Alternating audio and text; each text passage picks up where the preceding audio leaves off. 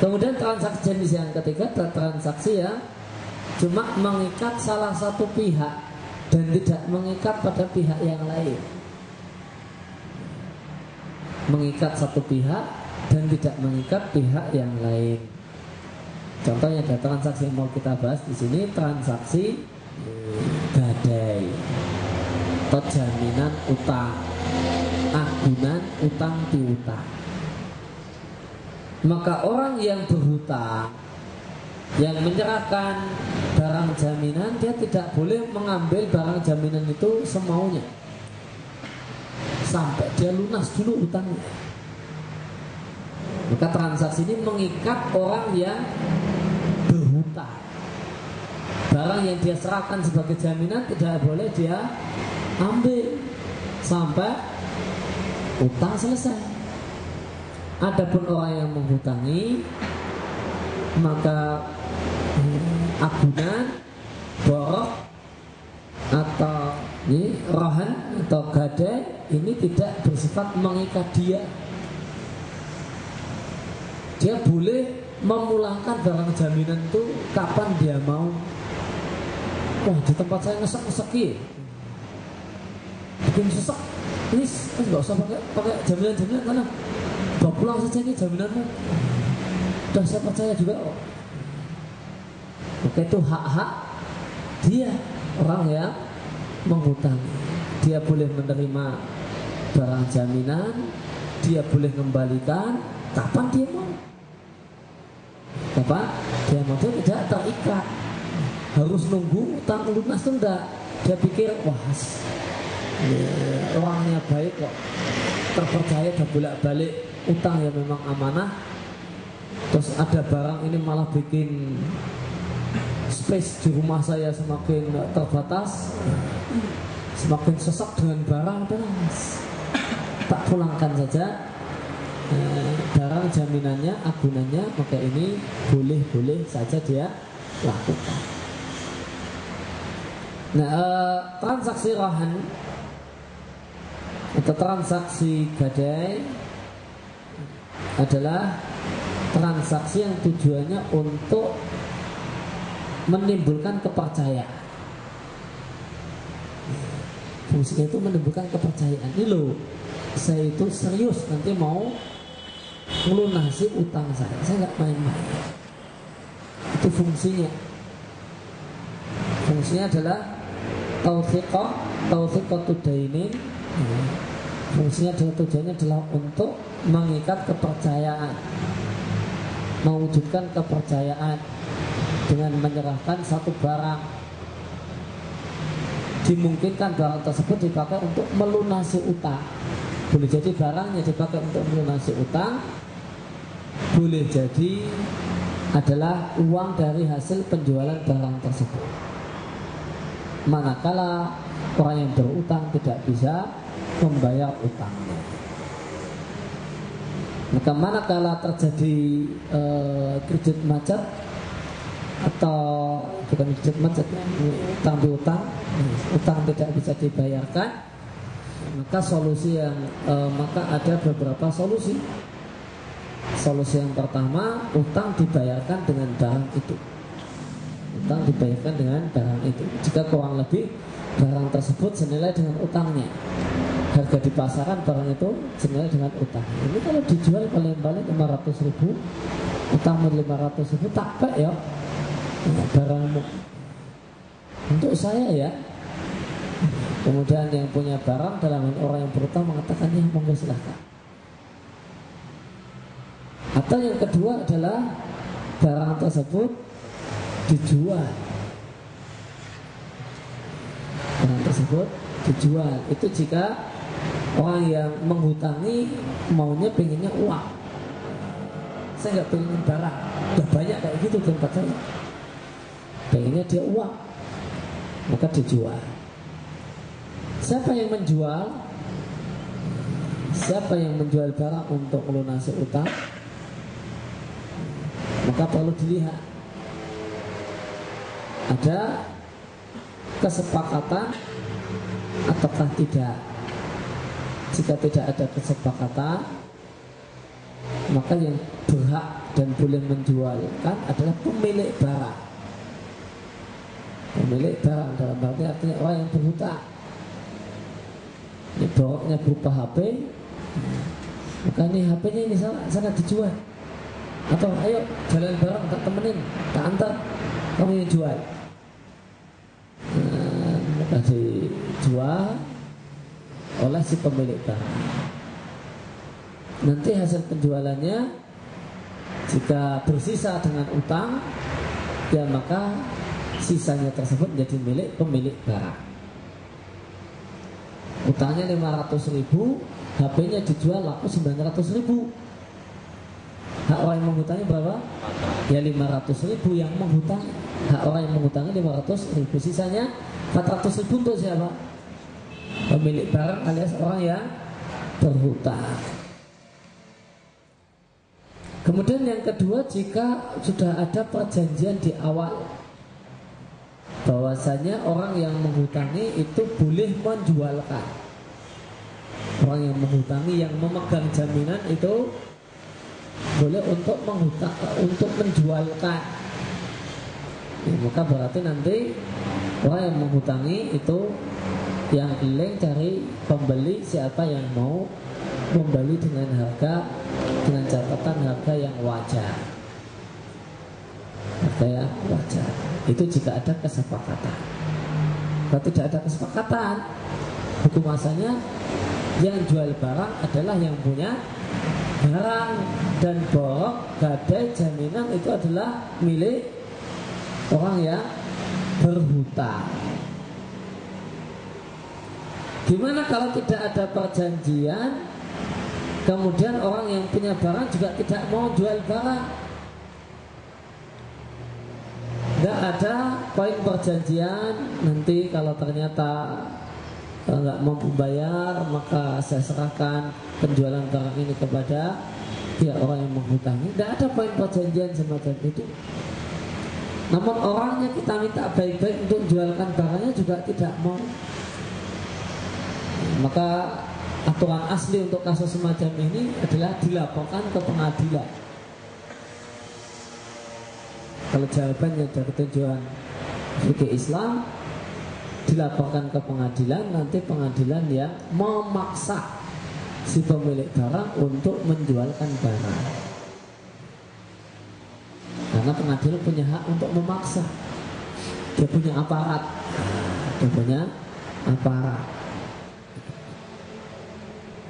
Namun jika hasil penjualan ketika dijual kok kurang, maka utang tetap utang. Utangnya 500.000, jaminannya HP.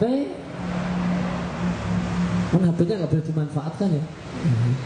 HP-nya cuma didiamkan. Memanfaatkannya riba. Nah, HP-nya cuma disimpan di lemari saja.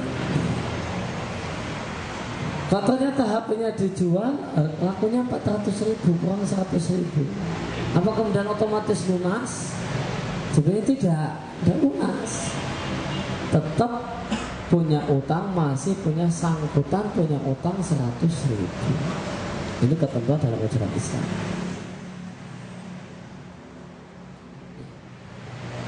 Di sini dijelaskan, maka jika jatuh tempo telah terjadi, telah tiba, maka orang yang berhutang punya kewajiban untuk melunasi. Jika dia menolak untuk melunasi, dan orang yang berhutang telah memberikan izin kepada orang yang menghutangi untuk menjualkan agunan, maka orang yang menghutangi boleh menjualkan agunan. Kemudian utang dilunasi dari hasil penjualan. Jika tidak ada poin perjanjian, maka dilaporkan pada hakim. Kemudian hakim telah memaksa dia untuk melunasi utang atau menjual jaminan. Jika dia tidak mau, maka hakim sendiri yang akan menjual barang tersebut untuk melunasi utang. Di antara dalil adanya dituntunkannya transaksi gadai adalah satu hadis yang mungkin sering kita dengar dari Bunda Aisyah. Nabi SAW membeli gandum dari orang Yahudi dengan cara tidak tunai. Dia nggak punya duit cash. Padahal istrinya perlu gandum untuk makan, karena gandum adalah makanan pokok orang Arab di masa Nabi. Makanan pokoknya itu gandum. Kalau sekarang makanan pokok orang Arab udah ketularan orang Indonesia, beras. Orang Indonesia yang nular-nulari makan beras. Aslinya gandum. Makanan pokok orang Arab di masa Nabi gandum. Nah, maka Nabi SAW membeli gandum dari orang Yahudi dengan tidak tunai. Maka Nabi sebagai jaminan, dan Nabi menggadaikan baju besi. Dan sampai Nabi meninggal, baju besinya belum ditebus. Hadisnya diriwayatkan oleh Bukhari dan Muslim. Kemudian tentang tadi barang jaminan, tadi telah kita singgung, barang jaminan tidak boleh dimanfaatkan oleh orang yang mengutangi.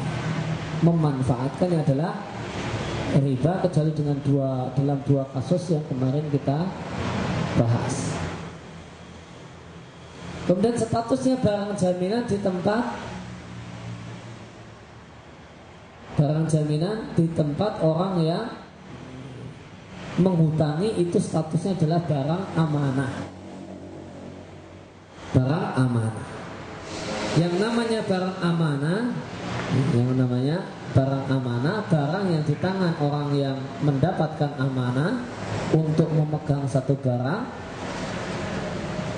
Itu kaidah berkaitan dengan orang yang amanah atau memegang satu barang karena amanah. Kaidahnya adalah dia tidak memiliki kewajiban ganti rugi manakala benda tersebut rusak di tangannya, kecuali jika dia ceroboh atau melampaui batas. Kalau dia ceroboh atau melampaui batas dan barang itu rusak di tangannya, maka wajib mengganti. Apa yang dimaksud dengan ceroboh? Apa yang dimaksud dengan melampaui batas? Melampaui batas artinya melakukan sesuatu yang tidak boleh dilakukan. Melakukan sesuatu yang tidak boleh dilakukan. Sedangkan ceroboh artinya tidak melakukan sesuatu yang harus dilakukan.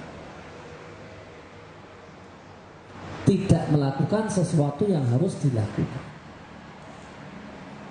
Maka jika orang itu memegang barang amanah, kemudian dia melakukan sesuatu yang tidak boleh dilakukan, atau tidak melakukan sesuatu yang harus dilakukan, maka dia wajib menggantinya.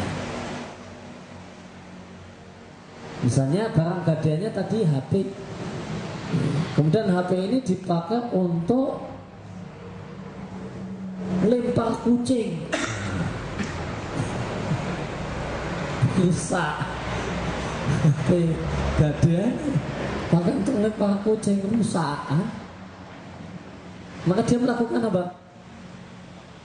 Melakukan sesuatu yang tidak boleh dilakukan. Namanya apa tadi? Melampaui batas. Wajib ganti apa tidak? Wajib mengganti. Atau tidak melakukan sesuatu yang harus dilakukan. Ini ada barang gadaian HP, rumahnya pinggir jalan, HP-nya tidak disimpan dalam rumah, malah ditaruh di teras, tinggal tidur, hilang. Tinggal tidur, coba tadi menerima barang gadaiannya di depan rumah, di teras. Setelah yang punya barang pergi, dia masuk ke rumah, tidur, HP-nya ditaruh depan rumah, padahal rumahnya pinggir jalan, rumahnya tidak berpagar. Ada orang lewat, ada HP, disaut. Maka ini apa yang terjadi, apa yang dilakukan oleh orang ini? Tidak melakukan sesuatu yang harus dia lakukan. Seharusnya dia bawa HP itu, dia bawa masuk ke dalam rumah itu yang harus dia lakukan, namun tidak dia lakukan menyebabkan rusaknya dan hilangnya barang, maka wajib mengganti. Maka termasuk ini kewajiban orang yang memegang barang karena amanah. Ini ketentuan hukum untuk orang yang memegang barang karena amanah. Adapun orang yang memegang satu barang karena zalim, maka apapun yang terjadi, apapun yang dilakukan, rusak wajib ganti. Orang yang ngambil barang milik kawannya nggak izin, nggak ngomong-ngomong. Ini ada sandal kawannya dipakai, nggak ngomong-ngomong, jebol, mau sampai batas mau tidak, barang rusak wajib ganti. Kenapa? Dia tidak ngomong. Tapi kalau orang itu adalah orang yang izin pakai sandal orang, maka dia adalah orang yang dipinjami. Orang yang dipinjami barang itu statusnya tangan amanah. Tangan amanah. Ketika kita meminjamkan barang, misalnya sandal, berarti kita memberikan amanah sandal ini kepada dia. Kok dipakai standar, dipakai sebagaimana mestinya, jebol, maka orang yang meminjami tidak boleh nuntut diganti sandalnya. Orang yang pinjam tidak boleh, tidak memiliki kewajiban untuk ganti. Kalau mau ganti itu berbuat baik, tidak ganti tidak apa-apa. Dia tidak punya kewajiban. Nah, dia memegang barang tersebut atas amanah dari orang yang punya. Diberi amanah, diamanahi. Tapi kalau nggak izin, pakai sandal orang rusak, hilang atau yang lainnya, apapun ceritanya, apapun alasannya harus ganti. Harus ganti. Dan termasuk yadul amanah adalah orang yang karyawan yang kerja di satu perusahaan, pabrik, itu statusnya dia tangannya yadul amanah. Kalau dia dititipi barang, palu atau apa hilang, maka dia dilihat dia sudah sesuai dengan standar kerja, prosedur kerja, ngambil barang, mulangkan barang, semua sudah dijalankan. Kok hilang, maka tidak ada kewajiban ganti rugi. Tapi kalau teledor, maksudnya setelah pakai, aturan kerja yang ada setelah pakai dikembalikan ke tempatnya, tidak dia kembalikan, hilang, maka wajib mengganti. Wajib mengganti. Maka barang gadaian di tempat orang yang meminjamkan uang itu statusnya adalah tangannya adalah yadul amanah, tangan amanah, tangan orang yang memegang barang milik orang lain karena diberi amanah oleh orang lain tersebut. Tidak ada kewajiban untuk mengganti ketika barang hilang ataupun rusak, kecuali jika melampaui batas atau ceroboh. Melampaui batas artinya melakukan sesuatu yang tidak boleh dilakukan. Ceroboh artinya tidak melakukan sesuatu yang harus dilakukan. Kemudian berkaitan dengan segala biaya yang dibutuhkan untuk merawat barang gadaian adalah tanggung jawab pemilik barang. Misalnya gadaiannya barangnya adalah motor, maka motornya tidak boleh dimanfaatkan oleh orang yang minjamkan uang. Motornya cuma ditaruh di gudangnya di rumah orang yang minjamkan uang, terus nanti rusak, ini tinggal dipanaskan, ya, dipanaskan, kan? Belum bensinnya minta orang yang menghutangi, minta orang yang berhutang, maksud saya, yang memiliki barang. Dia yang punya kewajiban untuk ngasih uang bensin, ngasih uang bensin. Ini udah habis karena tiap hari dipanasi 10 menit. Nanti tinggal ngomong, udah habis bensinmu, tolong diisi lagi. Kemudian bolehkah barang yang jadi agunan itu dijual oleh si pemilik barang? Jadi jaminannya HP-nya jadi agunan sama orang yang berhutang, HP ini dijual.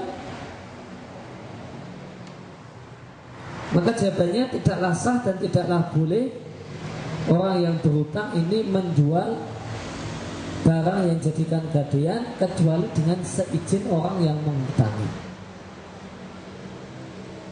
Maka harus minta izin persetujuan dulu, karena otomatis berarti kalau barang itu dijual nanti akan diambil dari orang yang menghutang. Jika ternyata terlanjur dijual, kemudian orang yang menghutang itu membolehkan, maka transaksi sah. Namun jika tidak dibolehkan oleh orang yang menghutangi, maka transaksi tidak sah. Maka transaksinya tidak sah. Kemudian poin berikutnya kita lanjutkan dengan transaksi ijarah atau sewa menyewa. Namun kalau diterjemahkan dengan sewa menyewa itu tidak tepat sebenarnya. Maka yang mungkin lebih tepat itu jual jasa. Karena ijarah kalau dalam yang namanya transaksi ijarah itu tidak mesti nyewa barang. Nyewa orang itu juga ijarah. Nyewa orang itu artinya mempekerjakan orang, punya karyawan. Transaksi antara pemilik usaha dengan karyawan itu statusnya transaksinya ijarah. Maka nyewa orang, disewa dari jam sekian sampai jam sekian untuk keperluan ini. Boleh jadi orangnya, boleh jadi barang. Sehingga kalau ijarah kita terjemahkan dengan sewa menyewa, pas enggak dalam bahasa Indonesia, dalam frame-nya orang Indonesia? Enggak kan? Karena kalau sewa menyewa itu image-nya barang. Padahal ijarah itu tidak. Bisa barang, bisa orang. Maka terjemahnya itu sewa menyewa sekaligus apa? Mempekerjakan orang. Itu ijarah. Sehingga mungkin kalau jual jasa, yang namanya jual jasa boleh jadi orang itu jual jasa. Atau jual jasa itu adalah jasa yang diambil dari barang. Pengertian ijarah adalah transaksi untuk yang menjadi objek adalah manfaat. Manfaat orang ini. Orang ini bisa dimanfaatkan apa? Atau barang ini bisa diambil manfaatnya yang apa?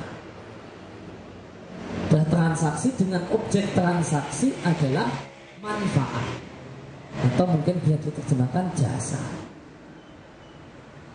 Dan manfaat atau jasa tersebut harus jasa yang mubah supaya transaksi itu sah. Kalau jasanya jasa melacur, itu jasa yang haram. Dan jasanya itu harus maklumah, harus jelas jasanya itu apa. Kalau ini transaksinya ijarah orang, ya maka berarti kerjaannya itu apa? Kerjanya itu apa? Itu jelas. Kalau barang ini tuh mau dimanfaatkan untuk apa? Kalau rumah tempat tinggal ya untuk ditinggali, harus jelas. Kemudian jangka waktunya harus jelas, dengan jangka waktu yang jelas.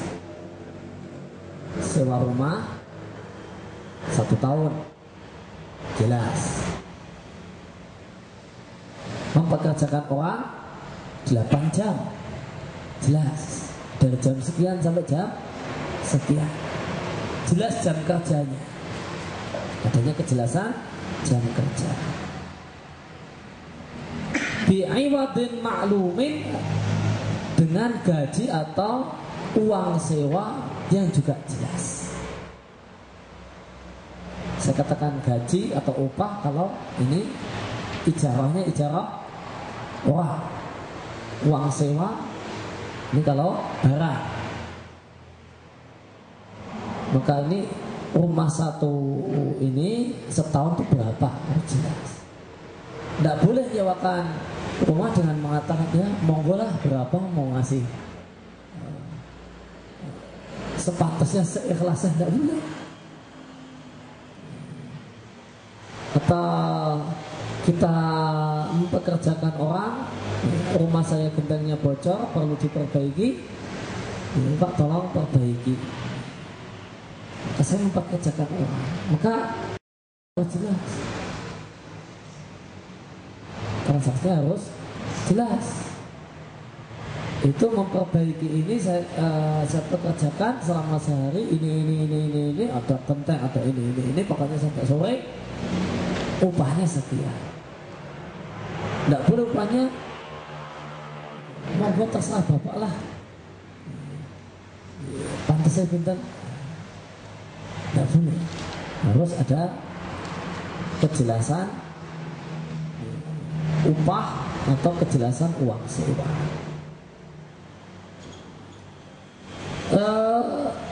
Kemudian hukum transaksi ijarah, hukumnya tadi kita sampaikan, telah kita singgung di depan, dia adalah akad yang mengikat.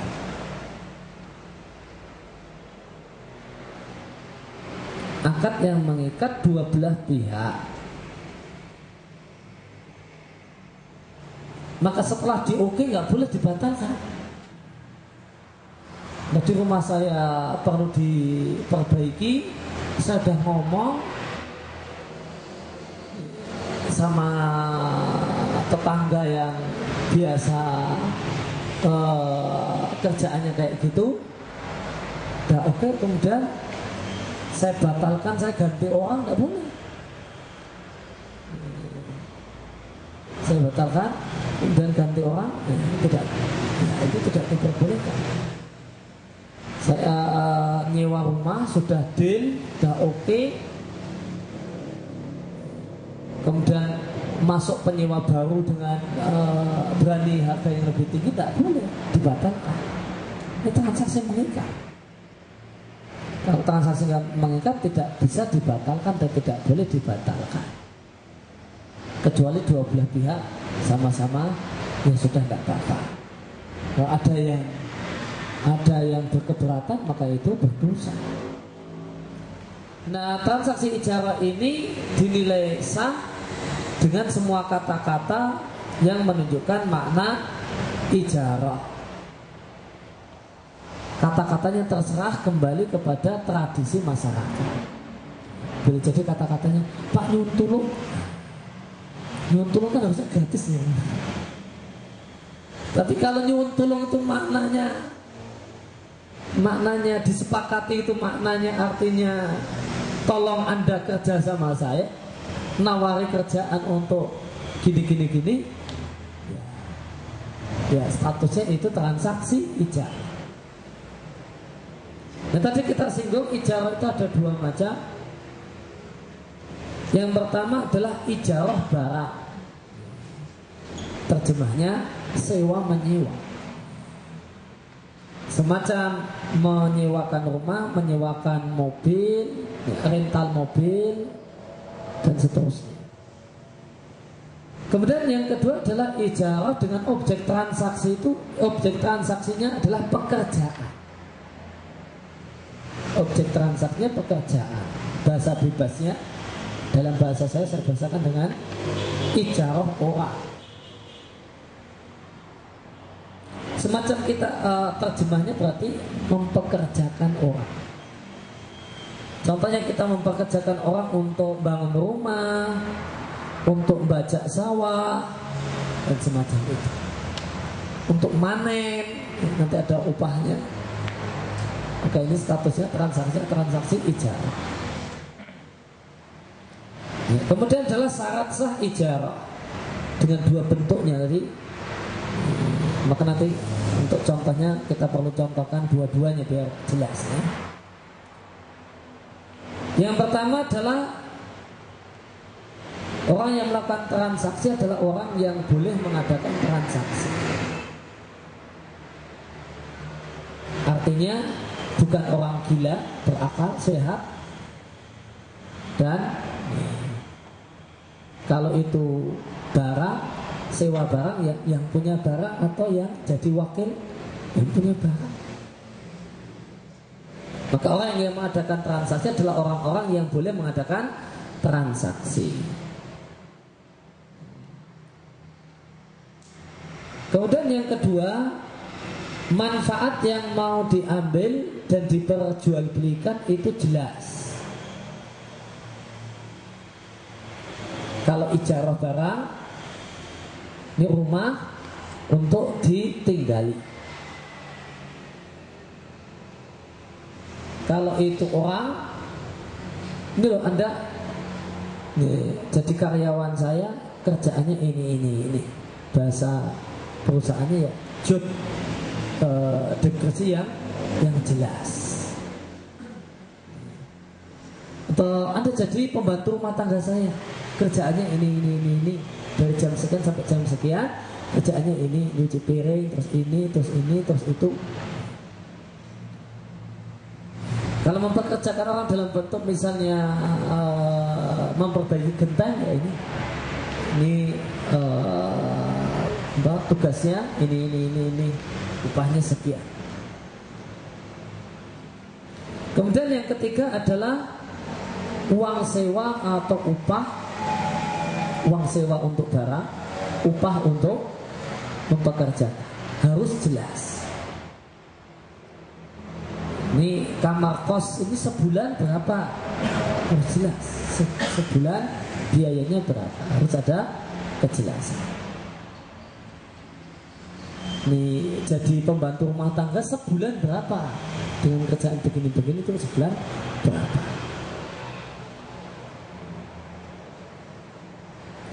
Kemudian yang keempat, manfaat atau jasa yang diperdagangkan, yang dijual haruslah jasa yang atau manfaat yang mubah. Manfaat yang mubah kalau ijarah barang tadi misalnya rumah untuk ditinggali. Kalau rumah disewa untuk jadi pabrik khamr, ini tidak boleh. Manfaatnya manfaat yang haram, transaksi tidak sah. Rumah disewa untuk praktek melacur, salon plus, maka haram plus, haram plus haram.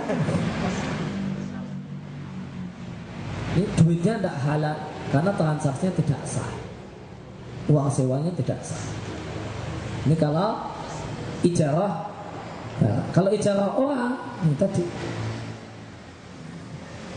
maka contoh yang mubah jadi memperbaiki gendeng, terus ini ngecat, itu manfaat yang mubah. Atau pembantu rumah tangga nyetrika, nyuci piring, masak, manfaat yang mubah. Maka transaksi ijarah tidak sah kalau manfaatnya manfaat yang haram. Contohnya menyewakan rumah atau ruko atau kios untuk jual beli khamr, atau rumah namun untuk melacur ya, salon plus, atau menyewakan rumah untuk jadikan gereja disewa sama orang Nasrani, atau untuk menjual barang-barang yang kita ketahui adalah barang yang haram. Ini contoh untuk ijarah barang. Kalau ijarah orang ya, melacur, digulung, atau nyewa orang untuk bunuh orang. Tapi kalau bunuh orang kayaknya bukan ijarah namanya, transaksinya bukan ijarah.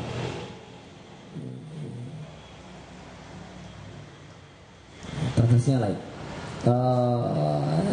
Atau untuk kerja di pabrik khamar, kerja untuk bikin khamar, ini ijarah orang ya haram. Kalau ijarahnya haram tadi, ijarahnya tidak sah. Kalau ijarah tidak sah, duitnya haram. Ijarah yang haram yang lain adalah ijarah penyanyi. Kamu manggung di acara mantenan anak saya dari jam sekian sampai jam sekian, duitnya sekian.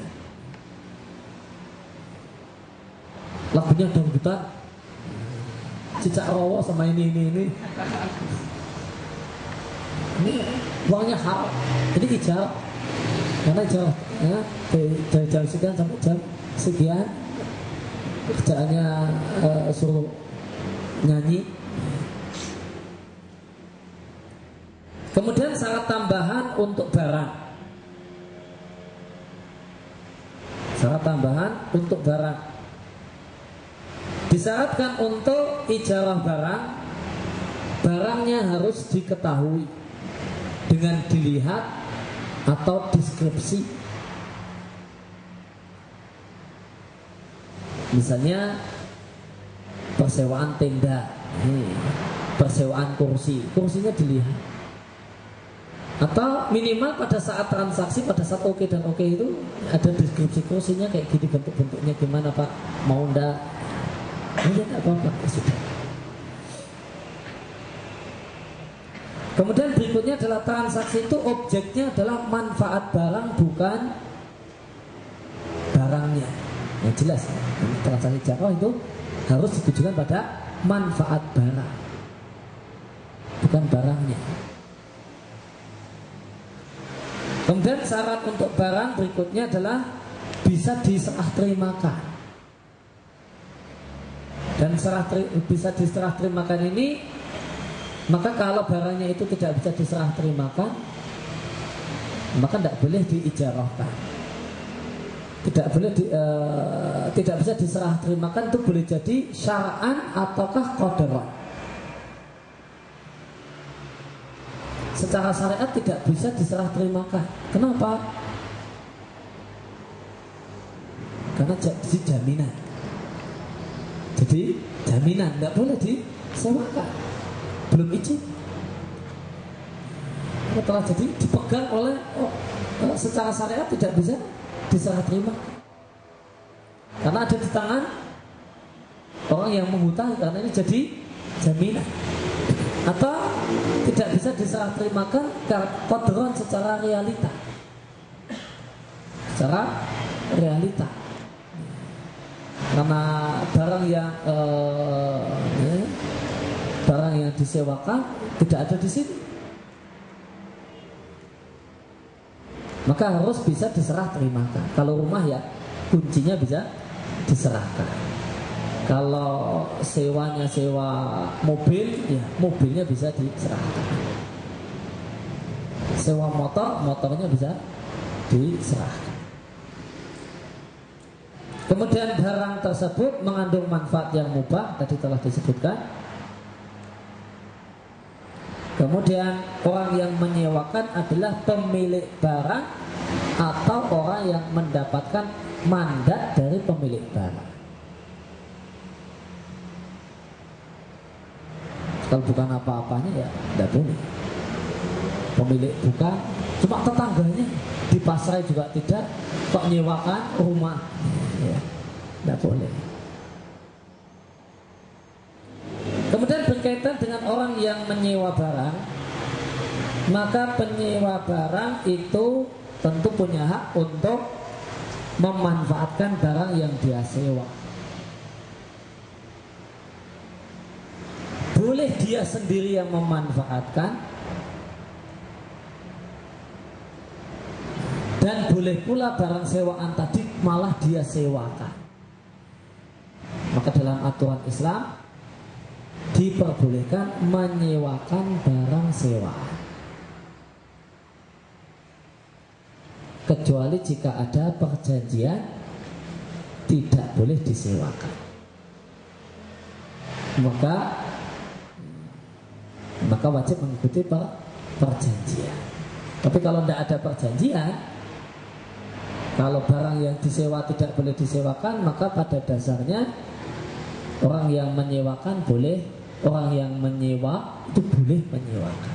Kalau nggak salah kemarin ada yang tanya misalnya, maka boleh menyewakan barang yang telah disewa dengan rentang waktu penyewaan sama atau kurang. Saya nyewa rumah atau saya nyewa kamar kos, tak sewakan pada orang lain dengan waktu yang sama. Saya nyewanya setahun, tak sewakan setahun. Kalau enggak, minimal kurang, enggak boleh lebih. Lebih punya siapa? Minimal kurang. Saya nyewa kamar kos setahun, tak sewakan setengah tahun. Maka itu diperbolehkan. Nah tadi di antara syarat ijarah,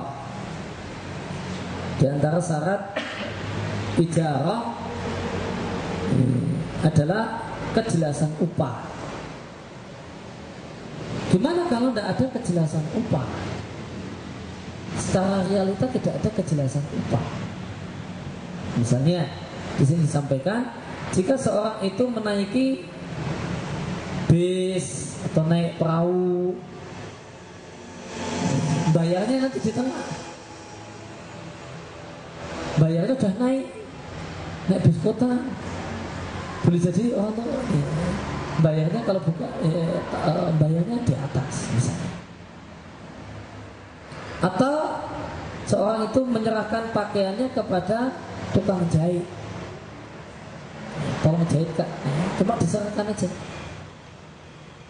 Atau dia mempekerjakan kuli tukang pikul. Itu di pasar ada kuli tukang angkut, cuma manggil saja, nggak kemudian bikin kesepakatan, kesepakatan upah, nggak ada, cuma manggil, tuh bawakan ini, dan tolong di sini artinya saya sewa kamu untuk ngangkut ini sampai sana. Bila akdin, ini semua terjadi tanpa pakai transaksi omong-omong, upah berapa itu terus gimana? Maka jawabannya di sini soha dzalika kulluhu bi ujratil adah. Ini sah dengan catatan upah yang dipakai adalah upah biasanya. Upah biasanya. Maka bisa sah, boleh sah, dan upahnya di sini adalah upah biasanya umumnya.